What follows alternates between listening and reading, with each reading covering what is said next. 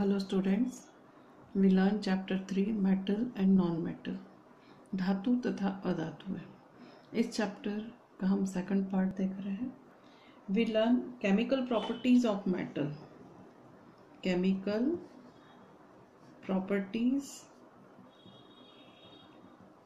of metal यानी कि धातु के रासायनिक गुण। You have seen that magnesium burns in air with a dazzling white flame.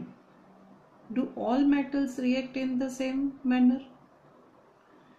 तो आप जानते हैं प्रीवियस चैप्टर में हम पढ़ चुके हैं कि मेटल्स जब एयर में बर्न होती है, दहन होता है, तो वो वाइट फ्लेम्स देती है। क्या सभी धातुएं इस तरह से होगी? सभी धातुएं वाइट फ्लेम देगी?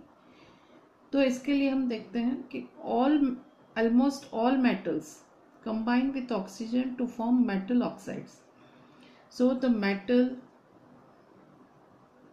plus oxygen gives metal oxide.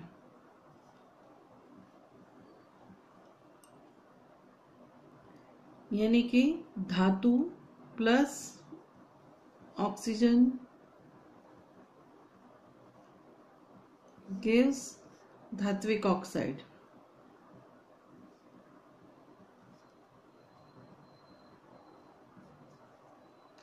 For example, when copper is heated in air, it combines with oxygen to form copper oxide,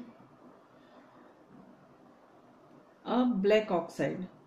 तो हम यहाँ देखते हैं कॉपर यानी Cu plus O2 gives CuO, and we balance the reaction, 2CO gives 2CuO। तो यहाँ पे ये रिएक्शन बैलेंस हो गई है हमारी। Similarly aluminium form aluminium oxide. Here copper form copper oxide, then aluminium form aluminum oxide. So aluminum plus oxygen gives aluminum oxide. Formula is Al2O3. Then we balance the reaction, 2Al and oxygen are 3, here 2. So this will be multiply with 3, so the oxygen is 6 and here oxygen is 3, so multiply by 2. Here aluminum is 4, so this one is 4. This reaction is balanced reaction. So the aluminum combined with oxygen to form aluminum oxide, and formula of aluminum oxide is Al2O3.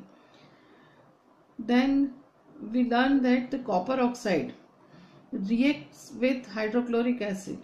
We have learned that metal oxides are basic in nature. So the metal oxides are basic in nature, but some metal oxides such as aluminum oxide, zinc oxide, aluminum oxide it means Al2O3, zinc oxide ZnO, show the both acidic and basic nature. These two oxides are shows the acidic plus basic behavior. So such metal oxides which react with both acids as well as base to produce salts and water are known as amphoteric oxide. Amphoteric oxide यानी कि कुछ धातुएं होती है, generally धातु जो होती है वो किस टाइप का ऑक्साइड बनाती है? वो बेसिक ऑक्साइड बनाती है। लेकिन कुछ धातुओं के ऑक्साइड होते हैं वो एसिडिक और बेसिक दोनों नेचर दर्शाते हैं, दोनों तरह का व्यवहार करते हैं। कौन से हैं वो ऑक्साइड? तो Al2O3 एंड ZnO। इस तरह के जो ऑक्साइड्स होते हैं जो एसिडिक और बेस दोनों के साथ रिएक्ट करते हैं उसे हम कहते हैं एम्फोटेरिक ऑक्साइड यानी कि उभयधर्मी ऑक्साइड। तो इसके लिए उभयधर्मी ऑक्साइड होने के लिए हम रिएक्शन देखते हैं। यहाँ पे Al2O3 plus HCl gives AlCl3 plus H2O. Then Al2O3 react with NaOH gives NaAlO2 plus H2O। अब इस रिएक्शन को हम बैलेंस करते हैं। तो यहाँ कितने हैं? Clm3, एल्यूमिनियम कितने हैं? 2, तो यहाँ अपन ने 2 से मल्टीप्लाई किया इसको। तो अब ये एल्यूमिनियम कितने हो गए? 2, तो यहाँ 2 है। क्लोरीन 6, तो इसको हम 6 से मल्टीप्लाई करते हैं, तो ये 6 क्लोरीन होगा। अब हाइड्रोजन कितने हो गए? यहाँ 6, तो यहाँ पे कितने हैं? 2, तो ये 3। ऑक्सीजन 3, तो ये 3 ऑक्सीजन थी। रिएक्शन बैलेंस हो गई। इसी तरह से हम यहाँ इसको बैलेंस करते हैं। तो यहाँ पे Na, यहाँ Al कितने हैं? 2, तो इसको हम क्या करेंगे? 2 से मल्टीप्लाई कर देंगे, तो ये 2Al हो गए। अब 2Na हो गए, तो ये 2Na। तो इसको हम क्या बोलते हैं? Sodium aluminate.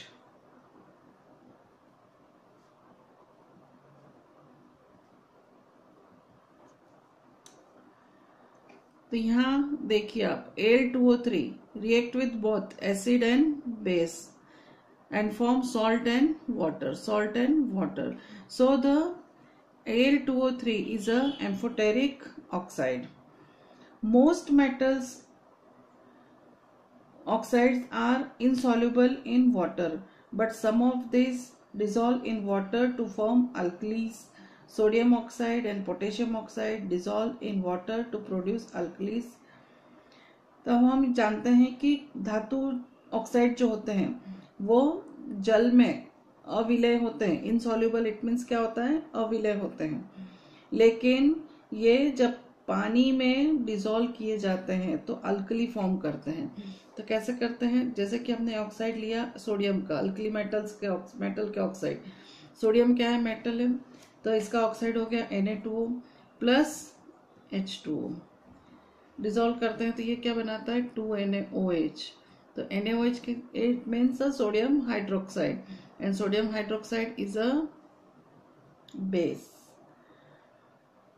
So the produced base, it means a alkali. K2O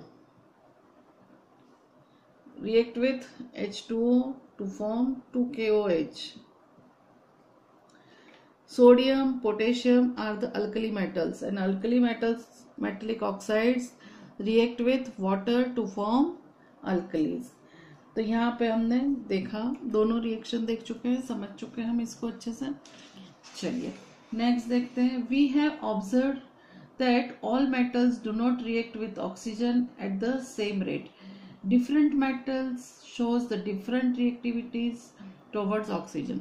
तो सभी धातुएं ऑक्सीजन के साथ एक समान व्यवहार नहीं करती, एक समान रूप से अभिक्रिया नहीं करती है। अलग अलग धातुएं की जो क्रियाशीलता होती है ऑक्सीजन के प्रति वो अलग अलग होती है। Metals such as potassium and sodium react so vigorously that they catch fire if it kept in a open। तो यहाँ पे आप देखिए कि Na और potassium alkali metals, alkali metals oxygen के साथ में विग्रसली तुरंत ही रिएक्ट करती है और वो आग को पकड़ लेती है यदि हम खुले में इसको रख दे तो। Hands to protect them and to prevent accidents fire they are kept immersed in kerosene oil. तो आप ये पढ़ चुके हैं कि सोडियम को केरोसिन में केप्ट किया जाता है, प्रिवेंट किया जाता है। सोडियम को केरोसिन में क्यों रखा जाता है? क्योंकि वो तुरंत ही ऑक्सीजन के साथ vigorously react with oxygen and catch fire. So it is kept in a kerosene. They are at ordinary temperature, the surface of metals such as magnesium, aluminum, zinc, lead, etc. are covered with a thin layer of oxide. The protective oxide layer prevents the metal from further oxidation. तो आपने देखा होगा कि कुछ धातु हैं जैसे कि मैग्नीशियम Mg, एल्यूमिनियम Al, इसके बाद में जिंक, लेड यानी Pb, इस तरह की जो धातुएं होती है उनके ऊपर ऑक्सीजन की एक पतली लेयर बनी होती है और ये पतली लेयर क्या करती है? उसको फर्दर ऑक्सीडेशन से रिएक्ट करने से प्रिवेंट करती है, यानी उसका prevents the metal from further oxidation, यानी वो उसका फिर से ऑक्सीकरण होने से उसका बचाती है।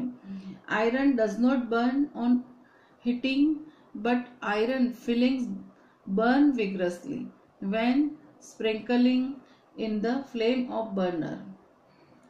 तो iron does not burn on heating, तो जब हम लोहे को बर्न करते हैं, गर्म करते हैं हीट करके, तो वो खुद बर्न नहीं होती, but iron filings burn vigorously when sprinkling in the flame of burner, तो उसकी फ्लेम जो होती है उसमें वो स्प्रिंकल करता है। Copper does not burn but the hot metal is coated with a black colored layer of copper oxide. Silver and gold do not react with oxygen even at high temperature. तो जो copper होता है वो copper does not burn, तो वो गर्म होती है धातु, लेकिन वो दहन नहीं होता है उसका, क्योंकि उसके ऊपर ब्लैक कलर की कोटिंग होती है। इसी तरह से सिल्वर यानी कि हम चांदी की चीजें देखते हैं, silver plus gold, aurum, they do not react with oxygen at high temperature. High temperature पर भी वो एक दूसरे वो ऑक्सीजन के साथ रिएक्ट नहीं करता है। तो हमने यहाँ पे देखा कि we must observe that the sodium is the most reactive of simple of metal taken here. The reaction of magnesium is less vigorous, implying that it is not a reactive as sodium, but burning in oxygen does not help us to decide about the reactivity of zinc, iron, copper or lead. Let us see some more reactions. तो यहाँ पे हमने जो पढ़ा है तो उसमें क्या देखा है कि सबकी जो रिएक्टिविटी है ऑक्सीजन के लिए, वो रिएक्टिविटी कैसी है, डिफरेंट है। कोई जैसे कि मैग्नीशियम तुरंत बर्न होता है, इसके बाद में सोडियम भी तुरंत बर्न होता है, लेकिन burning in oxygen does not help us to decide the reactivity. कुछ मेटल्स ऐसी होती है, जिंक, आयरन, कॉपर, गोल्ड, ये तुरंत रिएक्शन नहीं करती हैं, तो उनकी रिएक्टिविटी कैसी है, लेस है। तो ये चीज यहाँ पे अपने को क्लियर हो चुकी है। अब हम नया टॉपिक पढ़ेंगे, what happened when metals react with water. तो रिएक्टिविटी विथ वाटर,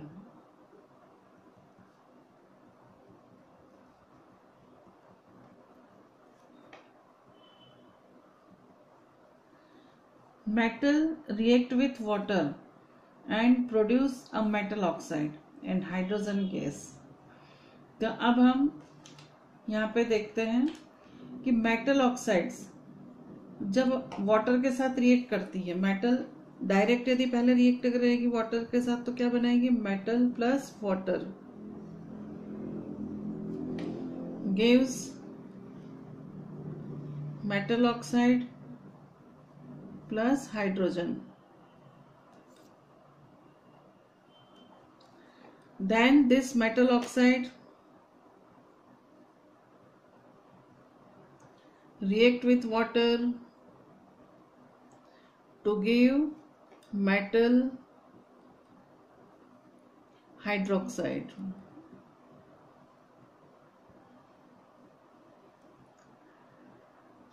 तो हम एक रिएक्शन देखते हैं, एक डायग्राम देखते हैं पहले, तो उसके बाद हम रिएक्शन देख के समझते हैं।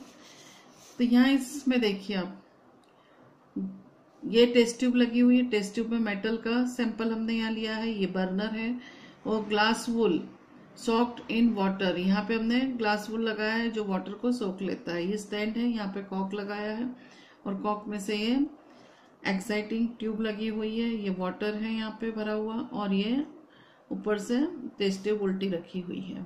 तो यहाँ पे हम जब बर्न करते हैं मेटल को, तो मेटल जब बर्न होती है तो बर्न करके क्या बनाती है, यहाँ पे वाटर के साथ में ये जो ऑक्साइड है ये यहाँ पे आता है, तो साथ में क्या बनता है, मेटल यहाँ पे ऑक्साइड फॉर्म होता है और हाइड्रोजन यहाँ पे कलेक्ट हो जाती है। ये डायग्राम हमको समझ में आ गया है अच्छे से। चलिए हम आगे देखते हैं इसको। Metal like potassium and sodium react violently with cold water. In case of sodium and potassium, the reaction is so violent and exothermic that the evolved hydrogen immediately gets fire. तो अब हम पोटेशियम लेते हैं reaction के लिए। Potassium यानी कि K plus H2O gives KOH plus H2। इस रिएक्शन को बैलेंस करना है तो हमें यहाँ पे 2 लगाना है। इसी तरह से यहाँ पे भी क्या लगेगा, 2 लगेगा। तो ये हो गया हमारा 2 oxygen 2 oxygen 2 potassium 2 potassium 4 hydrogen 2 यहाँ 2 यहाँ, ये बैलेंस हो गया। इसी तरह से Na के लिए ले हम सोडियम के लिए तो भी सेम रिएक्शन आएगी।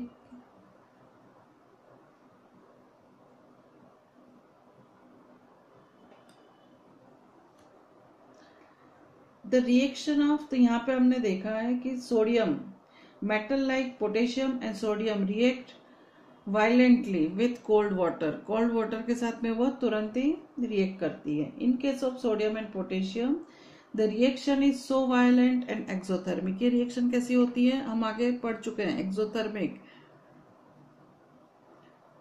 Exothermic reaction, it means they produces heat in reaction. The reaction of calcium with water is less violent. तो जब हम कैल्शियम धातु की बात करें, calcium react with water, it is less violent and it is also form a CaOH twice calcium hydroxide plus H2 gas. Calcium starts floating because the bubbles of hydrogen gas form stick to the surface of the metal. तो यहाँ पे जो calcium होती है वो floating करती है। क्यों? क्योंकि bubbles of hydrogen gas form stick to the surface of metal. वो धातु के सरफेस के ऊपर जो हाइड्रोजन होती है वो क्या हो जाती है, वहां पे स्टिक हो जाती है, चिपक जाती है। Magnesium does not react with cold water, it react with hot water to form magnesium hydroxide and hydrogen. It also starts floating due to the bubbles of hydrogen gas sticking to its surface. अब magnesium जो होती है, magnesium भी water के साथ, cold water के साथ react नहीं करती है, लेकिन वो किसके साथ रिएक्ट करती है, हॉट वाटर के साथ रिएक्ट करती है और उसका फ्लोटिंग भी शुरू हो जाता है। क्यों? क्योंकि उसके ऊपर भी हाइड्रोजन के जो बबल्स होते हैं वो धातु के ऊपर चिपके हुए रहते हैं। मेटल्स हम देखते हैं एल्यूमिनियम, आयरन, वो यदि वाटर के साथ रिएक्ट करती है तो क्या फॉर्म करती है,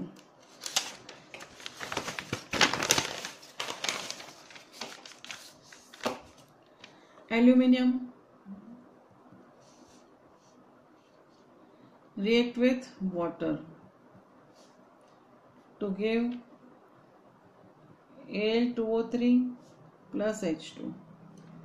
तो यहाँ हमें समझ में आ रहा है कि Al2 है तो इसको हमें क्या करना है 2, और ऑक्सीजन 3 है तो यहाँ हम 3 से मल्टीप्लाई करते हैं तो ये 3H2 रिएक्शन बैलेंस हो गई है। तो H2 गैस फॉर्म होती है, ऑक्साइड सॉलिड फॉर्म में होता है, H2O गैस फॉर्म में होता है और एल्यूमिनियम सॉलिड होता है। तो यहाँ पे aluminium react with water to gives aluminium oxide and H2। Then Fe iron is solid, react with H2O to gives Fe2O3 plus H2। तो यहाँ पे रिएक्शन में देखें हम तो Fe2O, तो इसको भी हमें क्या करना है 2 Fe3O4, तो Fe3O4 है तो इसको भी हमें क्या करना है 3 करना है। तो ये बैलेंस हुआ 3, ऑक्सीजन कितने हैं 4, तो यहाँ पे भी हमने पुटअप किया 4 तो ये भी हो जाएगा 4H2। रिएक्शन हो गई हमारी बैलेंस। सो Fe3Fe plus 4H2O gives Fe3O4 plus 4H2, यानी कि यहाँ पे फेरिक ऑक्साइड Fe2O3 कौन सा होता है, ferrous oxide, and Fe3O is ferric oxide. दोनों में फर्क है, Fe2O3 and Fe3O4, ferrous oxide and ferric oxide. तो ये हमारा क्लियर हो गया है यहाँ पे। तो metals such as lead, copper, silver and gold do not react with water at all. तो अब जो हमारी धातुएं होती है, लेड यानी Pb, फिर कॉपर यानी कि Cu, सिल्वर यानी Ag एंड गोल्ड यानी ओरियम, ये वाटर के साथ रिएक्ट नहीं करती है। ये वाटर के साथ रिएक्ट करती है, कॉपर हॉट वाटर के साथ रिएक्ट करता है। तो और ये हॉट स्टीम के साथ, H2O यहाँ किस फॉर्म में, गैस फॉर्म में, इट मीन्स स्टीम के साथ में रिएक्ट करती है ये धातु है, और ऑक्साइड फॉर्म करती है, साथ में H2 गैस बनाती है। तो इस तरह से हमने जो आगे पढ़ा था कि metal react with water gives metal oxide plus hydrogen, ये चीज हमारी क्लियर हो चुकी है पूरी तरह से। तो यहाँ पे हमारा ये जो टॉपिक था रिएक्टिविटी विथ वाटर, ये कंप्लीट हो गया है। अब हम नेक्स्ट वीडियो में देखेंगे metal react with acids, acid के साथ रिएक्ट करके क्या फॉर्म करती है, किस तरह से रिएक्ट करती है, ये हम अगले वीडियो में देखेंगे।